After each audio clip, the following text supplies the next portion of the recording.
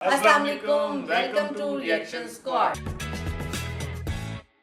मैं रमजा। मेरा नाम है मारूज। हमें जो है ना वो रिक्वेस्ट आ रही थी कि हम प्रभास के ऊपर जो है ना रिएक्ट करें, उनके जो है ना उनके स्टारडम के ऊपर रिएक्ट करें। Okay. तो आज इस वीडियो को जो हम लेकर आए हैं उसमें हम कंपेयर करेंगे अच्छा। प्रभास को बाकी Okay. बॉलीवुड एक्ट्रेस के साथ। जब शाहरुख खान की back to back movies flop हो रही थी तब सबने एसआरके को ऑलमोस्ट फिनिश डिक्लेयर कर दिया था और उस टाइम पे फैंस का एसआरके के लिए सपोर्ट भी कम होता हुआ दिख रहा था। बहुत कुछ एक्सपेक्टेशन था शाहरुख खान से, बट पिक्चर में दम नहीं है। लेकिन जब प्रभास की back to back movies flop हो रही थी और इवन जब उन्होंने आदि पुरुष जैसी मूवी दी उसके बाद भी उनके स्टारडम पे कुछ खासा फर्क नहीं पड़ा। इनफैक्ट फैंस उनकी नेक्स्ट मूवी सलार के लिए भी उतने ही हाइप थे जितने वो प्रभास की बाकी मूवीज के लिए होते हैं। और वहीं एसआरके को अपनी हाइप को वापस लाने के लिए 4 साल का ब्रेक लेना पड़ा। तो क्या हम ये कह सकते हैं कि प्रभास का स्टारडम एकदम बुलेट प्रूफ है? उनके स्टारडम के ऊपर उनकी फ्लॉप मूवी की वजह से कोई असर ही नहीं पड़ता। अगर हाँ तो प्रभास की ऐसी कौन सी क्वालिटीज है जो कि उनके स्टारडम को इस लेवल पर लेकर गई है, जानते हैं इस वीडियो में।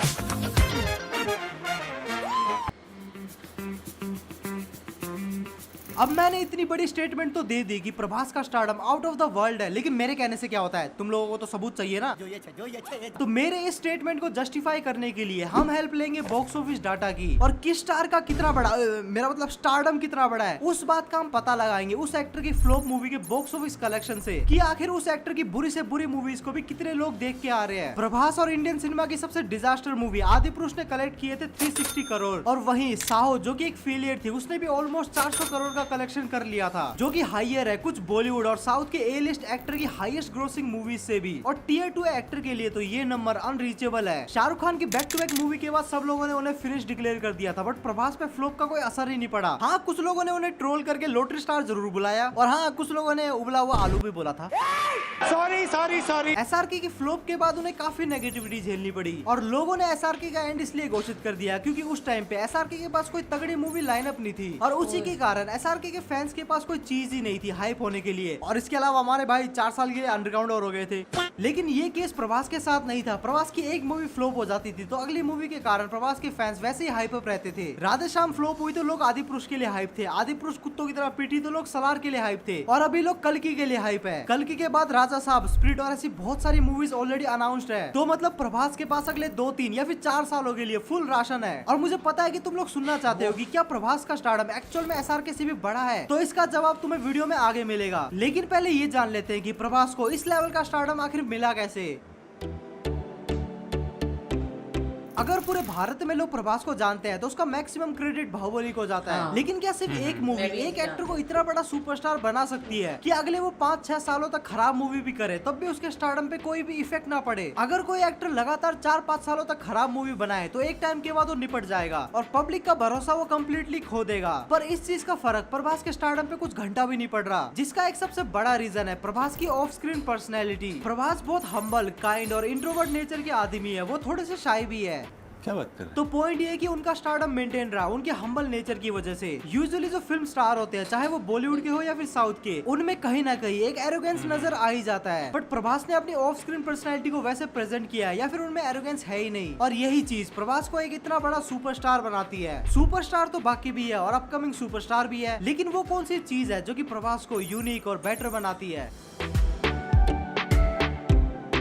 प्रभास का बाहुबली के बाद जो लाइनअप था वो पेपर पे बहुत ही ज्यादा एक्साइटिंग लग रहा था। वो हर बार एक न्यू जॉनर की मूवी ट्राई कर रहे थे। पहले एक्शन थ्रिलर साहो, उसके बाद रोमांटिक मूवी राधेश्याम, उसके बाद हिस्टोरिकल मूवी आदि पुरुष, देन मास एक्शन सलार और अब डिस्टोपियन मूवी कल्कि 2898 AD। यही नहीं, अभी और सुनिए। कल्कि के बाद हॉरर कॉमेडी राजा साहब, उसके बाद ए रेटेड मूवी स्पिरिट और उसके बाद फिर से मासी एक्शन मूवी सलार 2। मतलब देख रहे हो, बंदा हर जॉनर की मूवी करने का मन बना चुका है। बंदा वैरायटी ऑफ मूवीज कर रहा है। हाँ, वो अलग बात है कि ज्यादातर टाइम वो फेल हो गए, बट ही इज ट्राइंग और यही बात उन्हें बाकी के साउथ सुपरस्टार से अलग बनाती है। बेसिकली साउथ सुपरस्टार ज्यादातर मसाला मूवीज ही करते हैं, उन्हें दूसरे जॉनर का नाम ही नहीं पता। कमल हसन सर, धनुष, सूर्य, विक्रम, हाँ मुझे पता ये सब एक्सेप्शन है। कहीं सालों तो मुझे कमेंट में पेल दो, साला अपनी ही ऑडियंस से डर लगता है। झुक के रहना पड़ेगा मेरे आगे। और जहाँ बाकी सुपरस्टार बिग बजट मूवीज बस एक्सपीरियंस डायरेक्टर के साथ ही करना प्रेफर करते हैं, वहीं प्रभास ने साहो और राधेश्याम में उन डायरेक्टर्स को चांस दिया जिनको ज्यादा एक्सपीरियंस नहीं था, और ये एक अच्छी बात है। और उन लोगों ने इसी अच्छी बात की वजह से प्रभास के करियर की माँ चोट। और जिस स्टारडम के लिए हम प्रभास को हाइप करते हैं वही स्टारडम प्रभास के लिए कर्स है। और इवन उन्होंने खुद ही बोला है कि उनको बिग बजट मूवीज की तरफ पुश किया जा रहा है, जिसकी वजह से जो वो करना चाहते हैं वो नहीं कर पा रहे। और कहीं ना कहीं ये बात सच भी है, क्योंकि मेकर्स उनको सिर्फ बिग बजट मूवीज ही ऑफर करते हैं और उनके स्टारडम को as a cash grabbing machine देखते हैं। तो देख रहे हो स्टारडम का कितना नुकसान है। इसी वजह से मैं फेस कैम नहीं करता, असल मैं भी ज्यादा ही फेमस हो गया, मेरा जीना मुश्किल हो गया। और यहाँ पे एक और चीज है कि प्रभास अपने डायरेक्टर के ऊपर बहुत ज्यादा डिपेंड करते हैं। जैसे हमारे भाईजान, अच्छे डायरेक्टर्स भाईजान से अच्छी परफॉर्मेंस निकलवा लेते हैं, और वही कुछ बुरे डायरेक्टर और भाईजान खुद स्वयं मिलके और 3-4 लोगों को और बुला के अपने करियर पे मूत रहे हैं।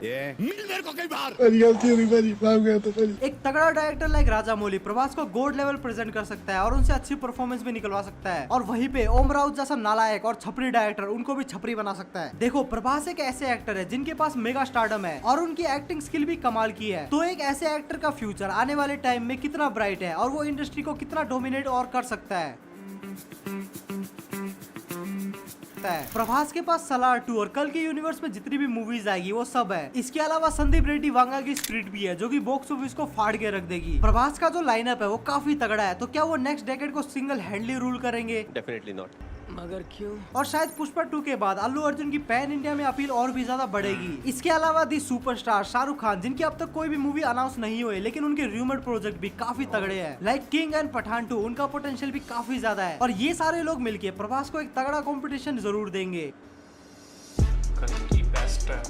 प्रभास की ये आदि पुरुष जो कि इंडियन सिनेमा के स्टैंडर्ड को सबसे लोवेस्ट पे लेकर गई थी, और अब प्रभास की ये मूवी कल की जो कि इंडियन सिनेमा के स्टैंडर्ड को और भी ज्यादा नई ऊंचाइयां देगी। बाकी तो कल की का ट्रेलर आ चुका है और ट्रेलर वर्ल्ड क्लास लग रहा है। प्रभास भी फुल फॉर्म में लग रहे हैं और उनकी बॉडी लैंग्वेज भी काफी अच्छी है। और अमिताभ बच्चन है अश्वत्थामा ने तो आग से लगा रखी है। बाकी तो तुम बताओ तुम्हें ट्रेलर कैसा लगा। और पहले ही बता दूं कि जो कूल के चोमदे हैं जिनको कल की सस्ती ड्यून लग रही है वो मेरे मुंह ना लगे वरना अम्मा बहन पे आ जाऊंगा मैं इनकी। और ट्रेलर कट तो काफी सही लग रहा है और ट्रेलर को देख के लग रहा है कि आयन मुखर्जी को नाग अश्विन से ट्यूशन लेनी चाहिए, क्योंकि नाग अश्विन अपने मुद्दे से नहीं भटके, क्योंकि उन्हें पता है जो टॉपिक उन्होंने चूज किया है वो काफी बड़ा है। और इस डिस्टोपियन फ्यूचर में जो माइथोलॉजी का टच दे रहे हैं उसको देखने के लिए मैं काफी ज्यादा एक्साइटेड हूँ। और एज ए सेल्फ प्रोक्लेम बाप लेवल का वीएफएक्स आर्टिस्ट, ट्रेलर का वीएफएक्स ऑन पॉइंट है और ये देख के पता चलता है कि इस बंदे का विजन किस लेवल पे है। और विजन से याद आया, और ये पावर इन्हें शायद विजन के माइंडस्टोन से मिल रही है। अबे तुम दो लोग हो और तुम दोनों का आईक्यू मिला के मेरे कुत्ते के बराबर भी नहीं है। ये जोक मारा है तो ठीक है, वरना ये तुम लोगों ने एक्चुअल में बोला है तो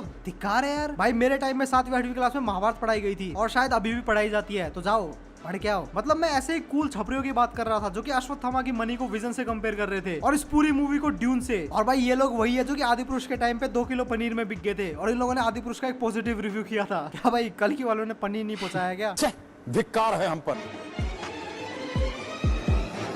देखो अगर मैं ये बताने बैठ गया ना कि प्रभास का स्टारडम बड़ा है या फिर एसआरके का, तो यहाँ दंगे हो जाएंगे। तो हम यहाँ लॉजिक के साथ बात करते हैं। देखो जो एसआरके की बॉक्स ऑफिस अपील है वो इंडिया के साथ साथ ओवरसीज में भी काफी तगड़ी है और उनकी हर अच्छी कमर्शियल मूवी का पोटेंशियल 1000 करोड़ तो है। और वहीं पे प्रभास का जो बॉक्स ऑफिस अपील है वो साउथ के साथ साथ नॉर्थ बेल्ट में भी काफी तगड़ा है और उनकी एक अच्छी कमर्शियल मूवी का पोटेंशियल भी 1000 करोड़ तो है। शाहरुख खान वर्ल्ड वाइड बहुत ज्यादा फेमस है और वहीं पे प्रभास भी अपनी बाहुबली फ्रेंचाइज की वजह से वर्ल्ड वाइड उतने ही फेमस हो चुके हैं। तो मेरे अकॉर्डिंग दोनों का ही बॉक्स ऑफिस स्टारडम सेम ही है। दोनों ही इंडियन सिनेमा के वेल नोन आइकन है और दोनों ने इंडियन सिनेमा को एक से बढ़कर एक मूवीज भी दी है। एक से बढ़कर एक मूवीज तो वो भी दे रहे हैं और एक से बढ़कर एक वीडियोस तो मैं भी दे रहा हूँ, लेकिन तुम लोग लाइक नहीं कर रहे। अगर तुम्हें ये वीडियो पसंद आ गई है तो इसको एक लाइक जरूर कर देना। और अगर तुम चैनल पे नए हो तो तुम्हारे लिए चैनल पे बहुत सारी वीडियोस है, तो जाकर सारी की सारी वीडियो को देख डालो। तो ये रहा था प्रभास और मैं सोच रहा था कि यार कि एंड पे कंक्लूजन क्या निकलता है। प्रभास या शाहरुख खान दोनों ही मेरे फेवरेट एक्टर रहे हैं और एंड पे कंक्लूजन यही है कि मतलब दोनों का ही स्टारडम बहुत है।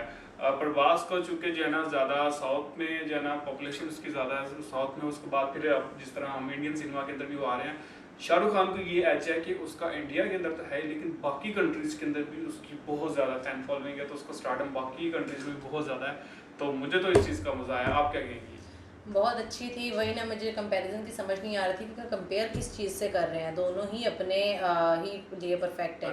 अब अगर तो उसकी क्या कहते हैं बादशाह की बात की जाए, उसको बादशाह बोला जाता है इंडस्ट्री का, ठीक है हाँ, तो उनकी बात की जाए तो भाई उनको भी हम नहीं कह सकते कि वो नहीं अच्छा कर रहे। प्रभास की बात की जाए तो वो जारी बात है फ्लॉप होता रहता है, कोई मसला नहीं, लेकिन वो जैसे कमबैक करते हैं ना और वापस अपनी ऑडियंस का अपने फैंस का दिल जीत लेते हैं, वो एक वाकई बहुत हैवी वाला कमबैक उनका होता है। कल्कि में अब जैसे कि वो दिखा रहे हैं कि प्रभास ने जो रिसेंटली मूवी दी है कल्कि, उसको कंपैरिजन कर रहे हैं। तो भाई डेफिनेटली इतनी सारी मूवीज फ्लॉप होने के बावजूद वो कल्कि में उन्होंने बहुत अच्छा कमबैक किया। इसके मैं जैसी डेफिनेटली कल्कि को तो डेफिनेटली देखूंगा। और बाकी आपको भी आपकी क्या राय है कमेंट्स में लाजमी बताइएगा। तो अब तक के लिए इतना ही, मिलते हैं नेक्स्ट वीडियो में। लेकिन हमारे चैनल को लाजमी सब्सक्राइब कर लीजिएगा, वीडियो को शेयर कर दीजिएगा। मिलते हैं नेक्स्ट वीडियो में, तब तक के लिए अल्लाह हाफिज़।